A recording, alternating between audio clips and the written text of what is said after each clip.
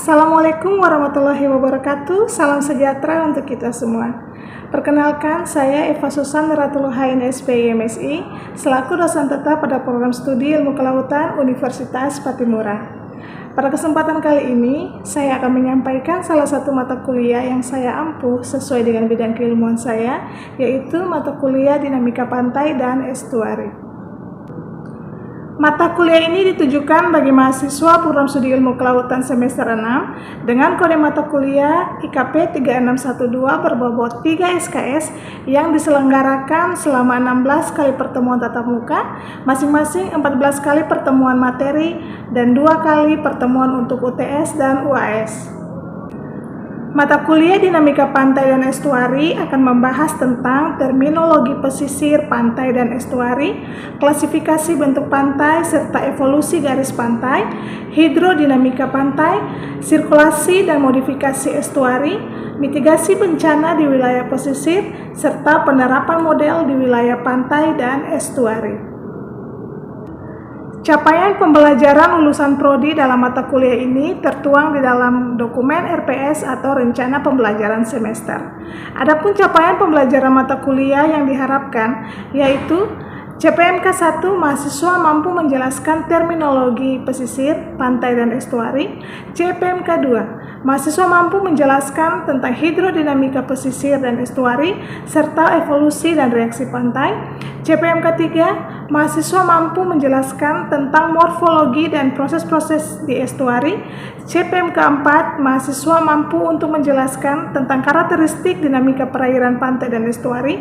Dan CPMK 5 mahasiswa mampu menganalisis perubahan bentuk, modifikasi, serta penerapan model pada daerah pantai dan estuari. Ada 3 komponen utama dalam pembelajaran mata kuliah ini, yaitu delivery, interaction, dan assessment. Delivery, saya memberikan materi langsung dan bertatap muka bersama dengan mahasiswa di kelas.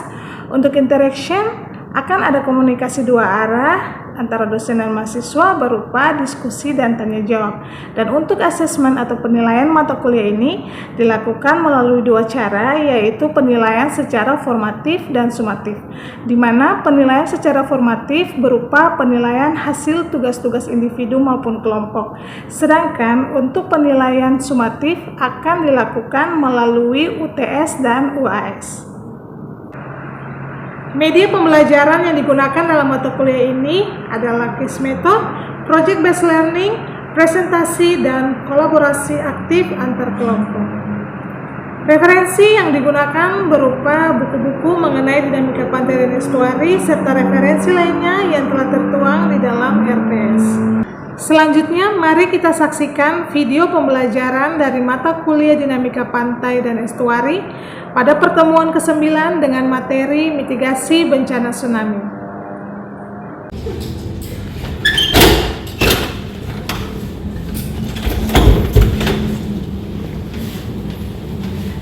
Selamat siang semuanya. Siang.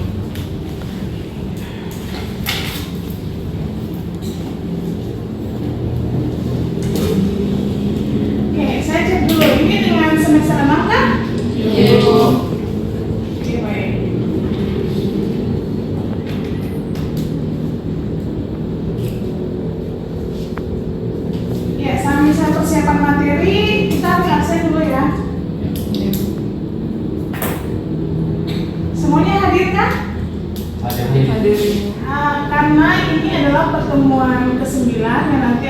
saya bawakan materi ini dari mata kuliah Dinamika Pantai dan Estuari. Nah, pertemuan 9 ini artinya pertemuan setelah UTS.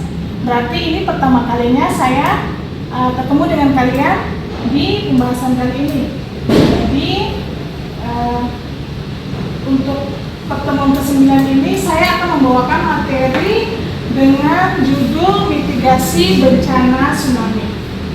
Oke, saya kenalan dulu. Nama saya Eva Susan Ratuluhan, SPI, MSI. Kalian bisa panggil Ibu Eva, Ibu Susan, Ibu Ratu juga bisa. Bukan Ratu Pantai Selatan ya. Oke, saya cek dulu, kita ada 2, 4, 6 kakak. Semua sehat kan? Sehat, Ibu. Ya. Kemarin kalian ada rasa gempa? Iya. Rasa? Iya. Sampai lari? Tidak. Lari, cuma loncat-loncat. Oke, kita akan belajar tentang mitigasi bencana tsunami. Sebelum saya memulai materi, saya mau kasih pretest dulu sebagai perkenalan awal. Karena kebiasaan saya seperti itu, saya mau ngetes kalian punya pengetahuan secara umum aja. Sudah siapkan kertas dan penanya. 2 soal aja, 2 soal yang akan saya kasih dalam pretest ini. Sudah? Yang pertama, soal pertama.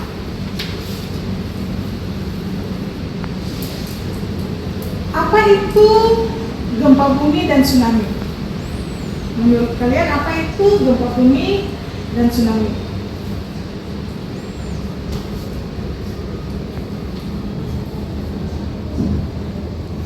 Nah, karena kalian semester 6, jadi saya mau mencoba dari analisa kalian.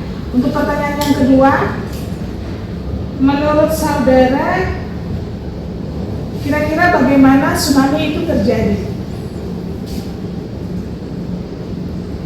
Oke.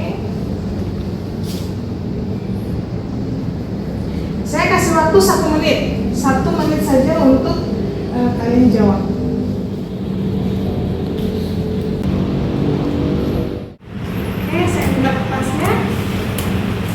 Mau baca jawabannya. Iya deh. Nah, oke, sampai sini.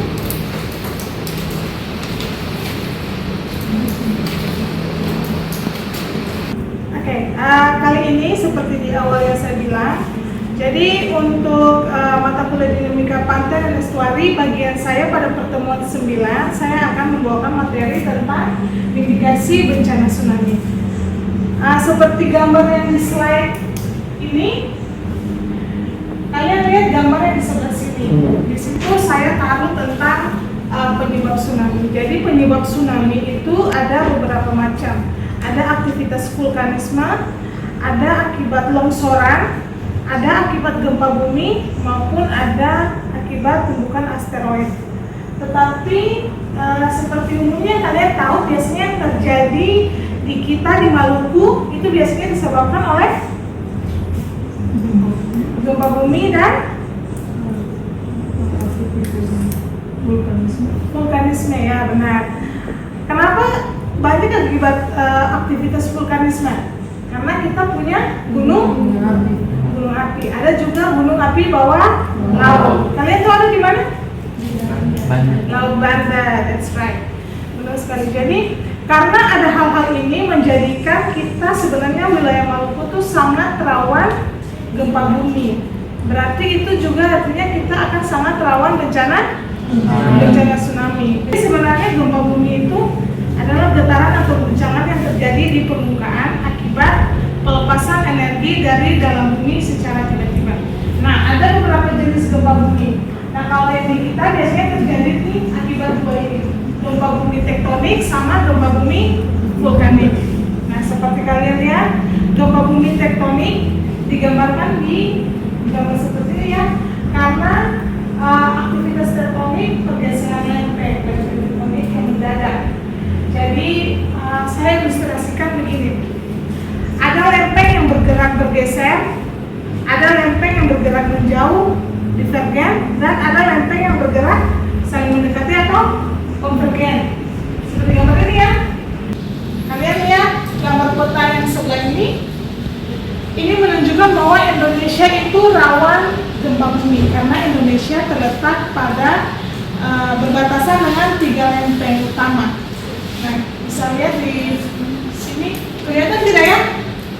Berarti itu artinya kita akan selalu ada di dalam bahaya gempa bumi itu. Nah, karena gempa bumi itu bisa menyebabkan tsunami, berarti banyak wilayah-wilayah di Indonesia yang rawan bencana tsunami. Nah, kalian sudah pernah dengar histori kejadian tsunami?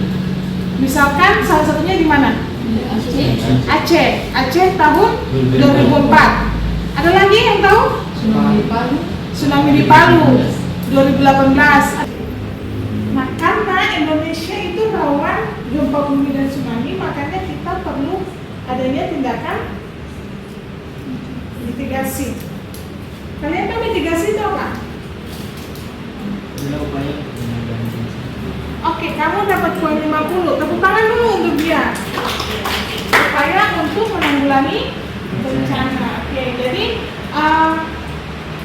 ada 2 upaya yang kita dapat lakukan untuk mitigasi bencana tsunami. Yang salah satunya ini adalah mitigasi struktural, ada mitigasi non struktural. Nah, kalau sesuai dengan slide di depan, upaya mitigasi struktural itu adalah yang bertujuan untuk meredam atau mengurangi energi gelombang.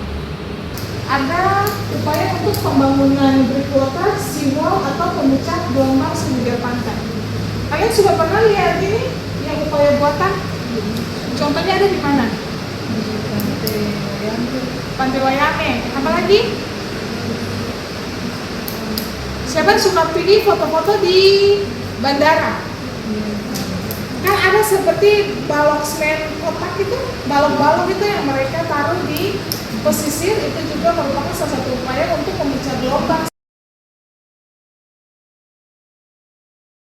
Salah satu contoh upaya mitigasi non struktural, kalau kalian sebagai akademisi, kalian barangkali bisa membuat ini peta potensi bencana tsunami, tingkat kerentanan dan peta ketahanan.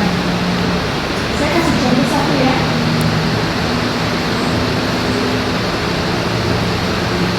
Ini sebenarnya adalah salah satu hasil penelitian saya dulu waktu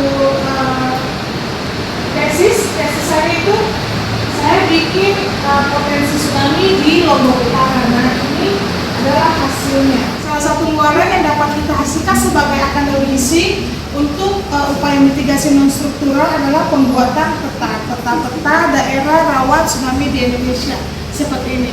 Jadi hasil keluaran model yang kita lakukan nanti kemudian akan dijadikan peta potensi tsunami. Nah, hal ini dipetakan agar supaya dapat memberikan seperti mitigasi edukasi kepada masyarakat supaya tidak menimbulkan panik yang berlebihan, tetapi juga sebagai upaya untuk melatih masyarakat tanggap darurat bencana gempa bumi dan tsunami. Sampai sini sudah mengerti atau belum? Sudah memahami. Barangkali ada yang mau bertanya?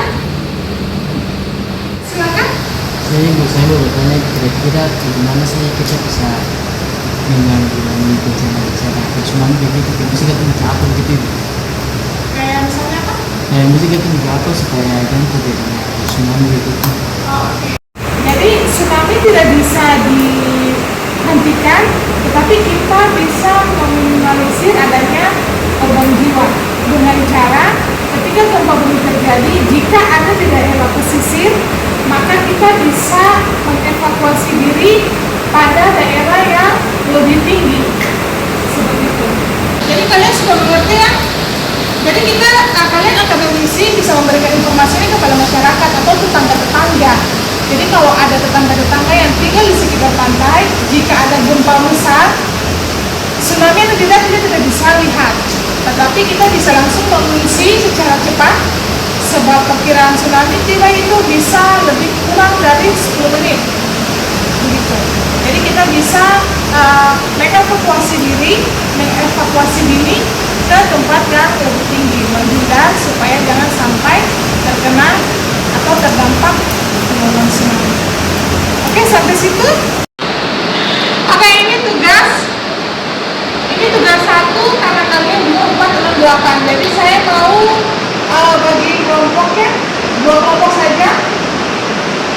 kelompok nanti secara merata kalian bagi. Nah, tugas saya itu adalah saya ingin kalian membuat poster di Canva tentang kesiapsiagaan bencana di suatu wilayah pesisir yang rawan terdampak tsunami. Nah, kalau daerah ini kalian bisa pilih daerah yang sudah pernah kejadian. Misalnya ada Aceh atau Palu. Nah, kelompok 1 pilih, kelompok 2 pilih mau Palu atau Aceh. Kalian buat posternya. Misalkan dalam poster itu akan berisi kenapa di Aceh itu rawan gempa bumi, tsunami. Lalu kalian bisa taruh situ di stories kejadian tsunami yang pernah terjadi. Terus kalian cari gambar-gambar yang bisa dijadikan sebagai cara untuk mitigasi struktural dan non struktural. Kalian buat dalam satu poster, portrait saja, ukuran A4. Nanti dikumpulkan minggu depan, sekaligus kita akan ada dalam diskusi kelompok. Oke? Ya, sekian materi dari saya. Sampai jumpa di lain kesempatan. Selamat siang.